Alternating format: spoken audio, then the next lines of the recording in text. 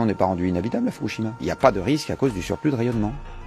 Mais excusez-moi, je comprends pas ce que ça veut dire. Parce que vous écoutez d'habitude vos copains journalistes au lieu d'écouter les gens. Je suis moi-même journaliste, oui, j'ai des amis journalistes, j'ai aussi des amis experts, et lesquels m'expliquent que la maladie des rayons existe.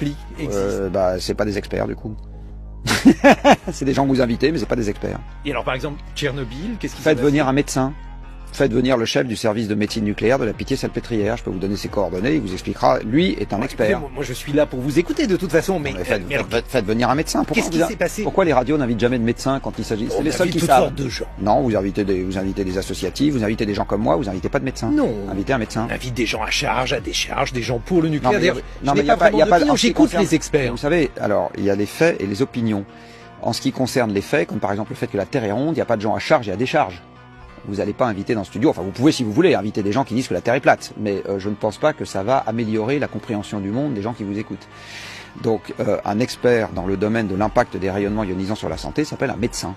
Voilà, donc c'est ces gens-là qu'il faut inviter. Vous avez des gens qui s'occupent de médecine nucléaire dans ce pays, c'est ces gens-là qu'il faut inviter. Non, mais vous avez tout à fait le droit de défendre le nucléaire. Je suis pas en train de défendre le nucléaire, je suis en train de... Non. Je suis en train de défendre quelque chose de beaucoup plus profond que ça. Je suis en train de défendre ce qui fait la légitimité d'un expert. C'est ça que je suis en train de défendre. Mais le problème, c'est qu'en fait, il faut un expert pour savoir ce qu'est un expert. Non, un expert ne s'autoproclame jamais expert, ça n'existe pas, ça. Un expert est considéré comme expert quand il a une compétence reconnue par ses pairs. Voilà, c'est ça. Et quand il a publié dans des journaux scientifiques à comité de lecture des conclusions, ou des théories, ou des démonstrations qui n'ont pas été invalidées par le même canal. C'est ça, un expert.